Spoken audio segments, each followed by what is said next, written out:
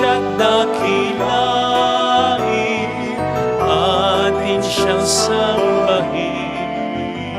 Ang poon dumalaw sa atin upang tayo'y tubusin,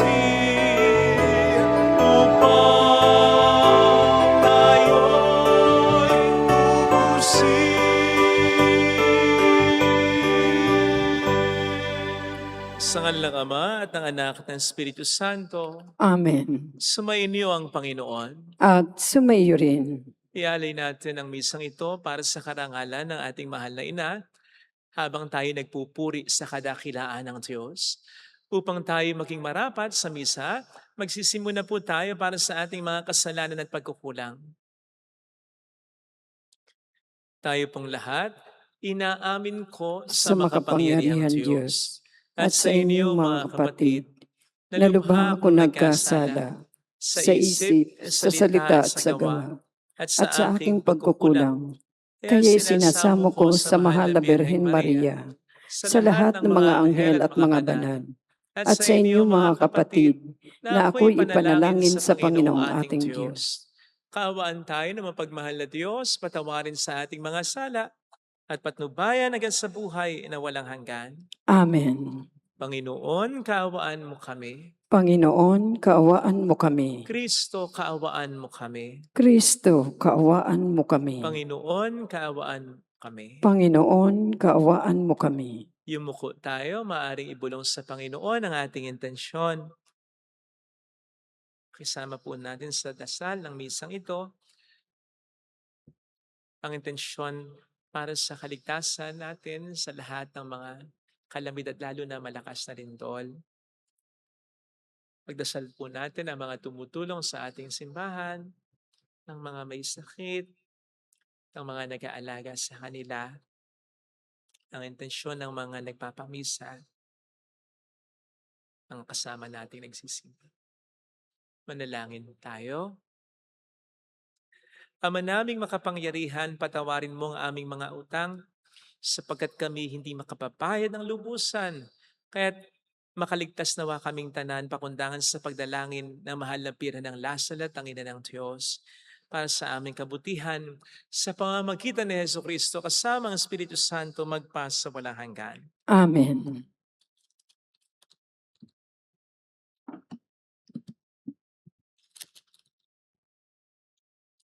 Ang salita ng Diyos mula sa aklat ni Propeta Mikas. Sumpain ang mga nagbabalak ng kasamaan sa buong magdamag at maagang bumabangon upang ito'y isagawa.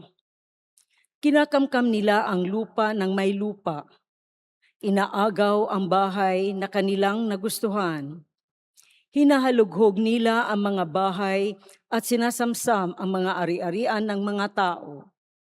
Kaya nga, sinasabi ng Panginoon, may inihahanda akong parusa sa sambahayang ito at walang makapipigil sa akin. Hindi na kayo muling magmamataas at magpapalalo pagkaraan ng araw ng inyong kaparusahan. Sa araw na iyon, ay uuyamin kayo ng inyong mga kaaway at aawitan ng punibre na kasawian. Ganap na kaming nalipon. Inalis na ng Diyos ang lupaing bahagi ng aming sambahayan at ibinigay sa mga bumihag sa amin. Kaya't wala na kayong mamamanahing lupa na sa araw na yaoy hahatiin ng Panginoon para sa kanyang mga hinirang. Ang salita ng Diyos. Salamat sa Diyos. Poon, huwag pabayaan ang mga nahihirapan. Poon, huwag pabayaan ang mga nahihirapan. O Panginoong Diyos, bakit ako nilayuan? Sa panahon ng bagabag, bakit nagtatago ikaw? Inaapi ang mahirap ng palalot tampalasan. Naway ito ang mahuli sa patibong nilang umang. Poon, huwag pabayaan ang mga nahihirapan. Ang masamay naghahambog sa buktot na nilalayon. Tinutuyan ng masakim, sinusumba ang Panginoon. Sa kanyang paghahambog, ganito ang kanyang bulong. Hindi ako papansinin nitong Diyos na huhukom. Ganito ang iniisip sa tuwin na niyong buhong. Poon, huwag pabayaan ang mga nahihirapan. Sinungaling magsalita, lapastangat, mapagbanta, at masakit kung mangusap, masama ang kanyang dila. Sa liblib ay nangungubli, nag-aabang at ang nasay, patayin ang walang salat, walang malay na nilikha. Poon, huwag pabayaan ang mga nahihirapan. Kita mo ang nalulungkot, pati na ang nagdurusa. Ika'y laging nakahanda sa pagtulong sa kanila. Ang wala nang maasahan ay sa iyo nagpupunta, pagkat di ka nagkakait ng tulong mo sa kanila. Poon, huwag pabayaan ang mga nahihirapan.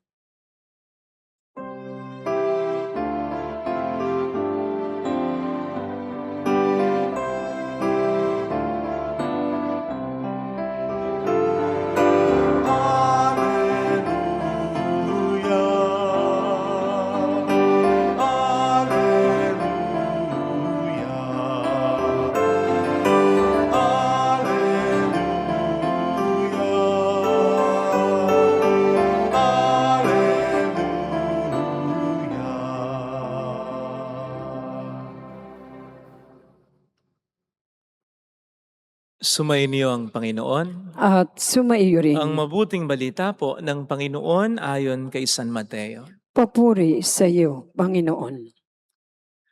Noong panahong iyon, umalis ang mga Pariseo at nag-usap-usap kung paano ipapapatay si Jesus. Alam ito ni Jesus kaya't umalis siya roon. Maraming sumunod sa kanya at pinagaling niya ang lahat ng may sakit, ngunit mahigpit niyang pinagbilin sa kanila na huwag ipapamalita ang tungkol sa kanya. Nangyari ito upang matupad ang sinabi ni Propeta Isaias.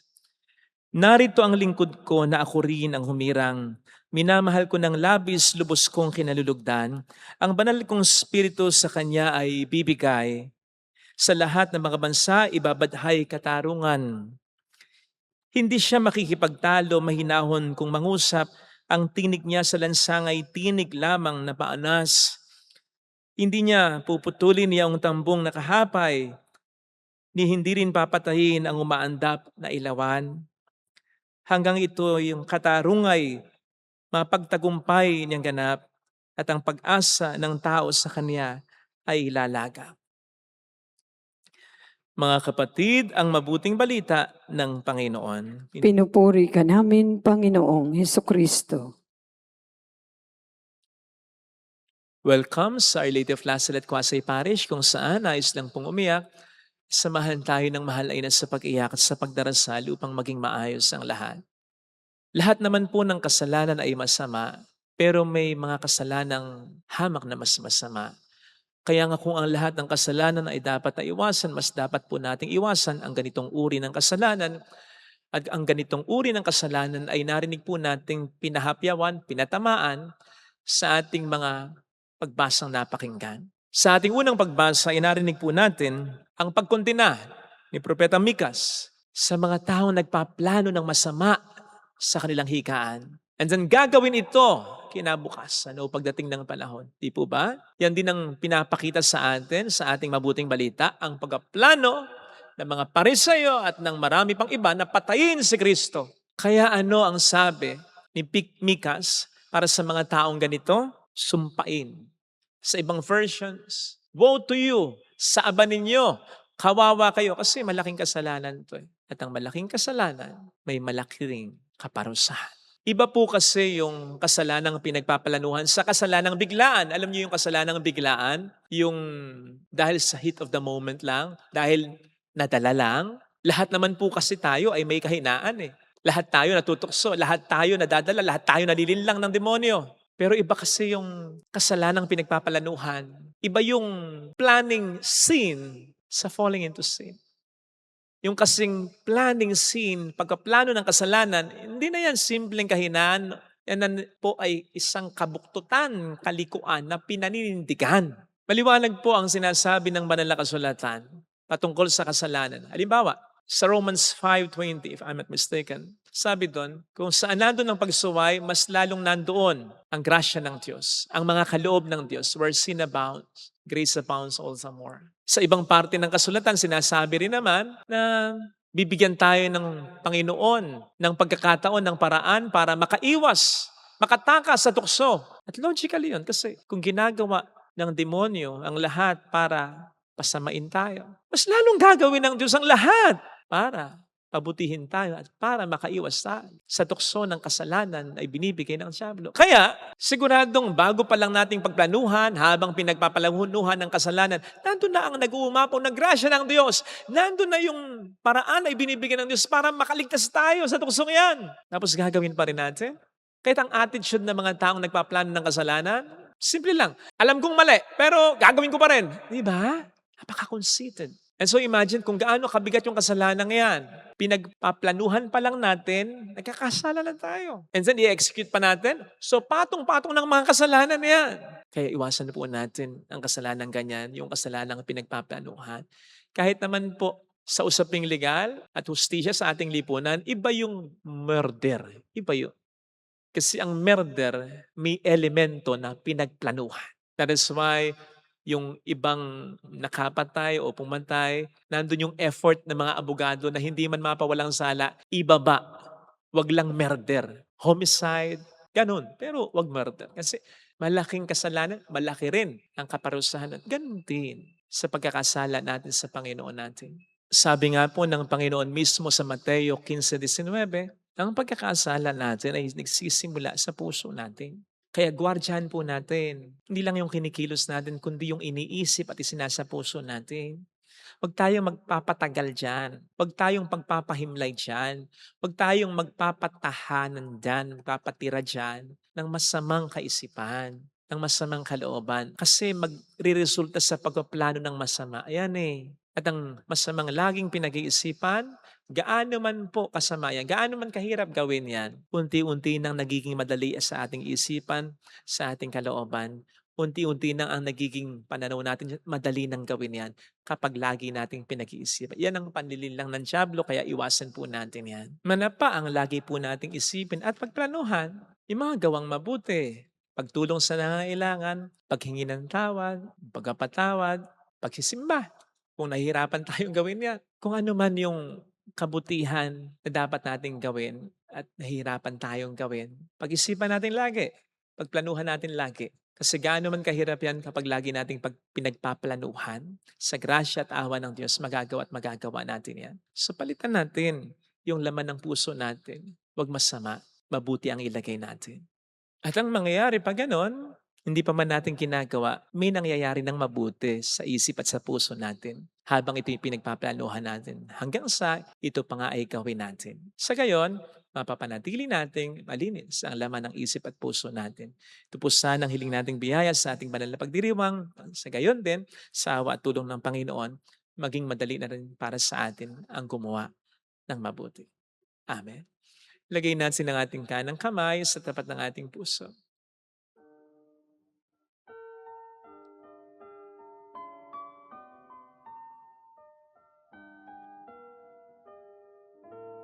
Alam kong may magagawa ang Diyos. Alam kong may magagawa ang Diyos. Alam kong may magagawa ang Diyos. Kung ako'y magtatapat, sa Kaniya'y maglilingkod, alam kong may magagawa ang Diyos.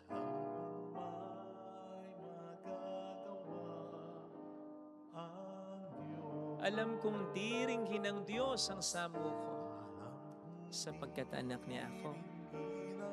Mahal niya ako. Alam kong diringgin ng Diyos ang samo ko, sapagkat alam niya maghihirap ang nilalaman ng puso. Kung ako'y magtatapat, sa Kaniya'y maglilingkod, alam kong diringgin ng Diyos ang samo. Pumikit tayo.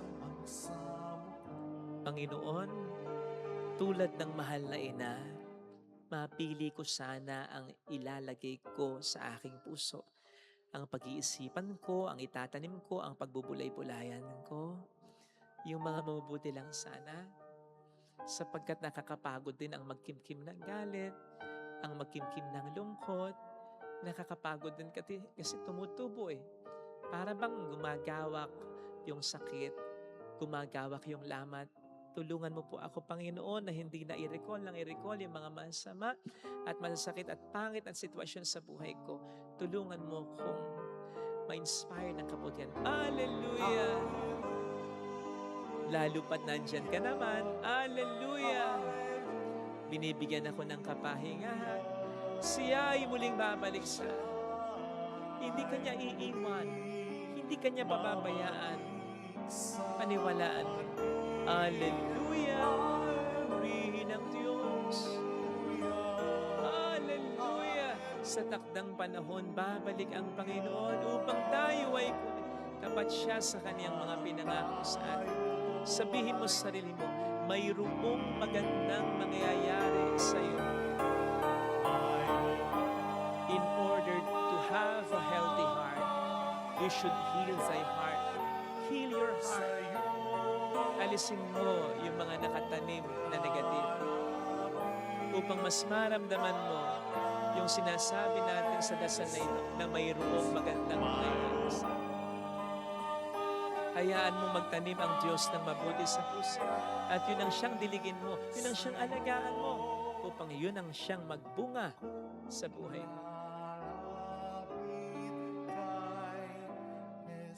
Papuri sa Ama at sa Anak sa Espiritu Santo.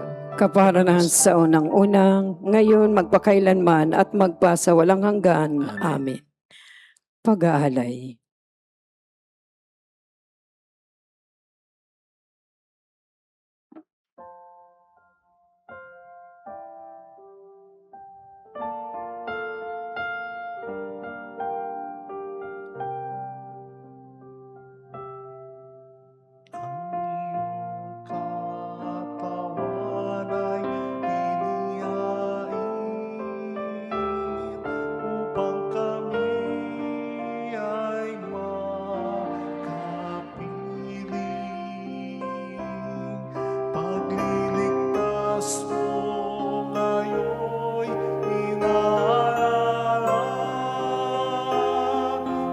Salamat sa'yo ng banal. Nahayagan mo kadakilan sa tinapay at alak na patikim ng dulot mo kaligtasan, halik ng langit sa iyong sambayanan.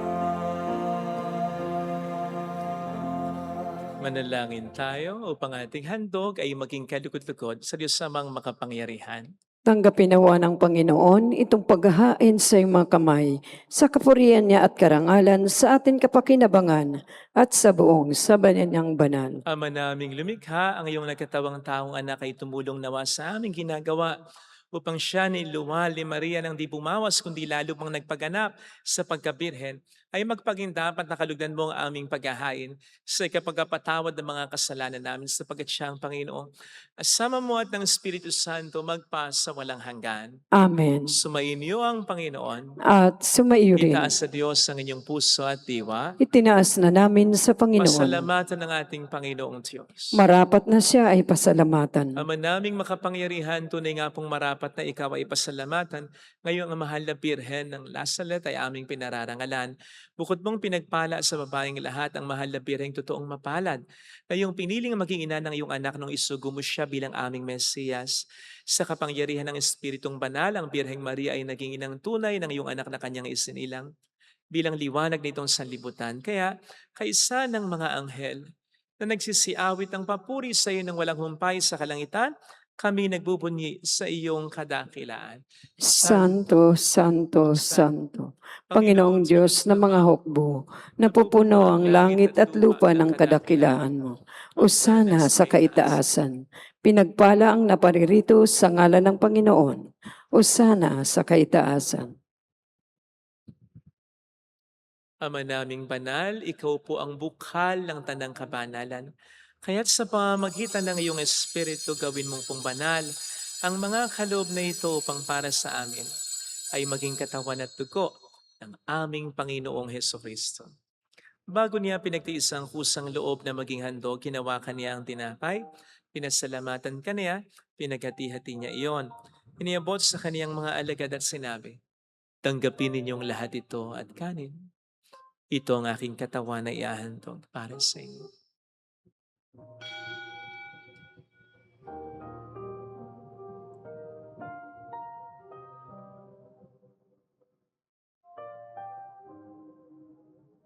Ngayon din naman nang matapos ng hapunan, hinawakan niya ang kalis, muli kaniyang pinasalamatan.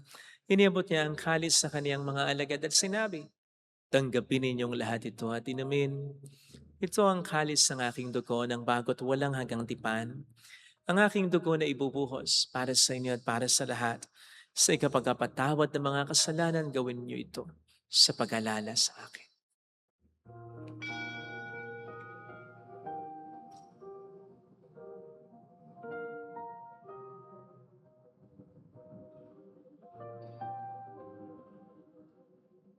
Ang misteryo ng ating pananampalataya. Si Kristo'y namatay, si Kristo'y nabuhay, si Kristo'y babalik sa wakas ng panahon. Ama, ginagawa namin ngayon ang pag-alaala sa pagkamatay at muling pagkabuhay ng iyong anak.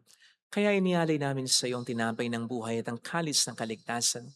Kami nagpapasalamat dahil kami iyong minarapat at tumayo sa harap mo para maglingkod sa iyo. Sinasamo namin kami na magsasalo sa katawan at dugo ni Kristo ay mabuklod sa pagkakaisa sa pamamagitan ng Espiritu Santo. Ama, lingapin mo ang iyong simbahang laganap sa buong daigdig. Puspusin mo kami sa pag-ibig. Kaysa ni Leon na aming Papa, ni Janice na aming Obispo, at ang Tanang Kaparian.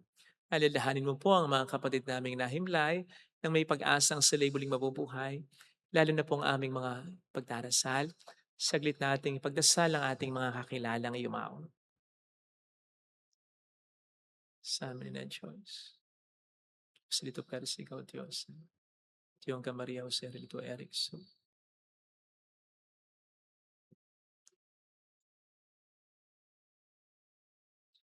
Greco Rospe. Kayong din ang lahat ng mga pumanaw. Kawan mo sila at patuloyin sa iyong kaliwanagan. Kawan mo at pagkingtapatin kaming lahat na makasalo sa iyong buhay na walang wakas. Ay isang mahal na birhen ang lasal at ang ina ng Diyos sa San Jose, ang kabiyak ng kanyang puso, lahat ng mga banal na namuhay dito sa daigdig ng kalugod-lugod sa iyo. May pagdiwang naman namin ang pagpupuri sa ikararangal mo sa pamamagitan ng iyong anak na aming Panginoong Hesukristo. Sa pamamagitan ni Kristo, kasama niya at sa Kanya, lahat ng parangal, papuri ay sa iyo, Diyos amang makapangyarihan, kasamang Espiritu Santo, magpasawalang hanggan.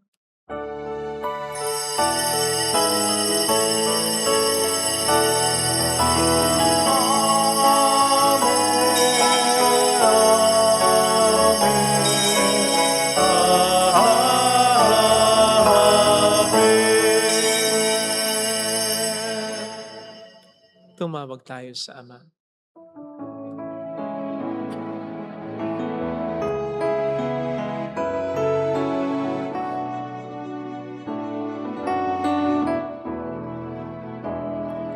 Ama namin, sumasalangit ka, sambahin ang ngalan mo,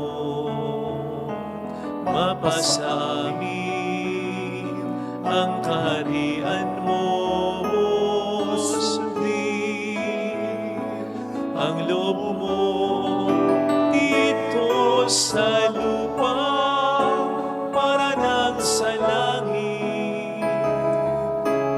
bigyan mo kami ngayon ng aming kakanin sa araw-araw. At patawarin mo kami sa aming mga sala, para ng pagpapatawad namin sa nagkakasala sa amin. At huwag mo kami ipahintulot sa tukso, at hati-hatian mo kami sa lahat ng masama.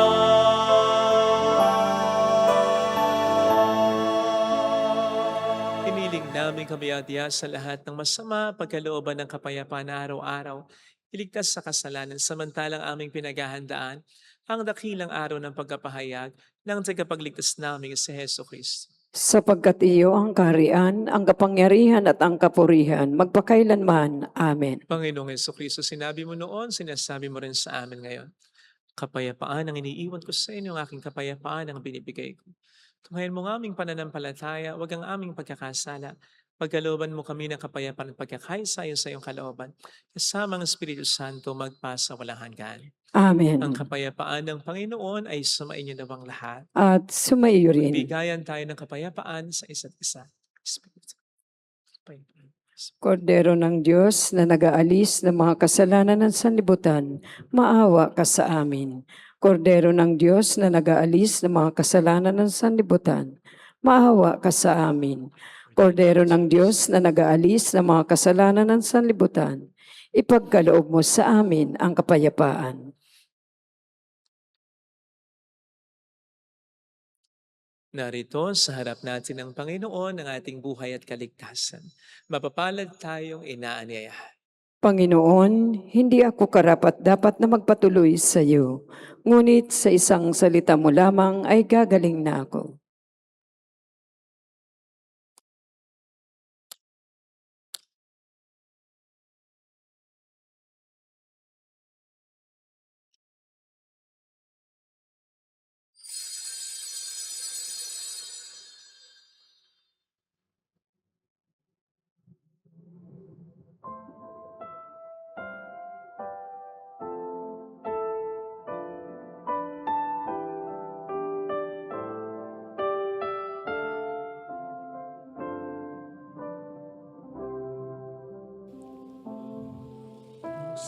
Panalangin para sa espiritual na pakikinabang.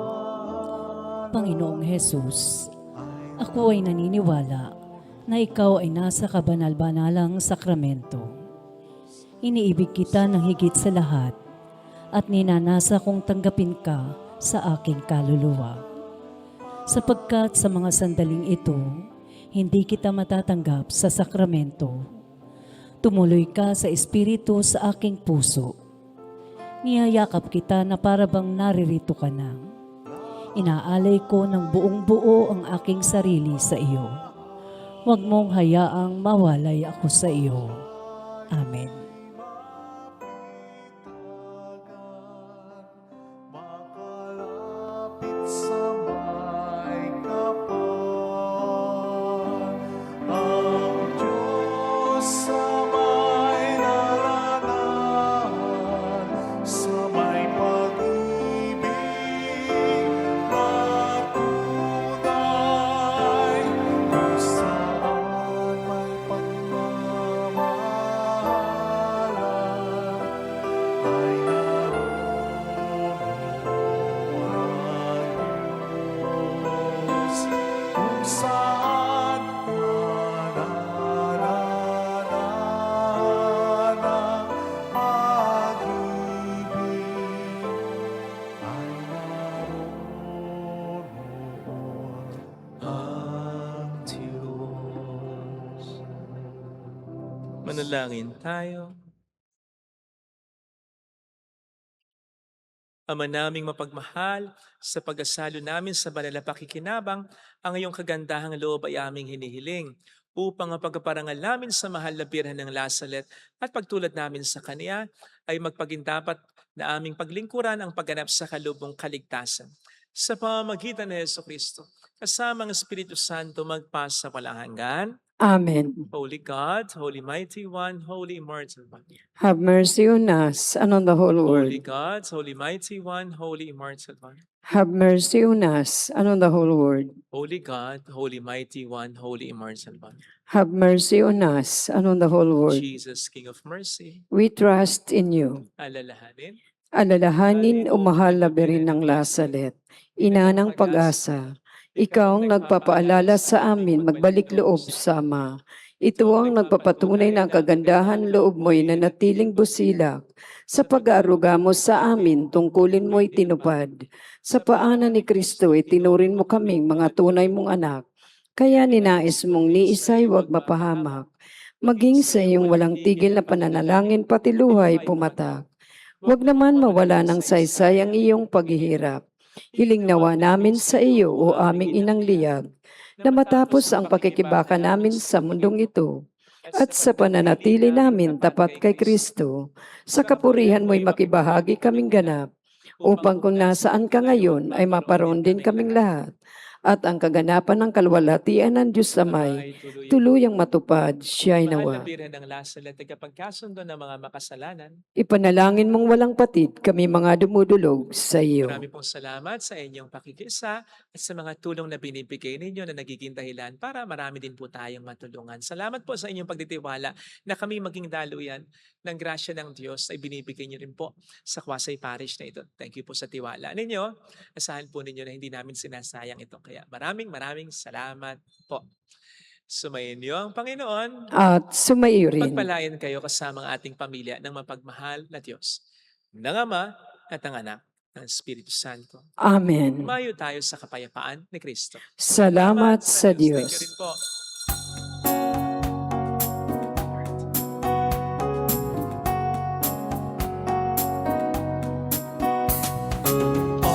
On this day, O Mother of our Lord,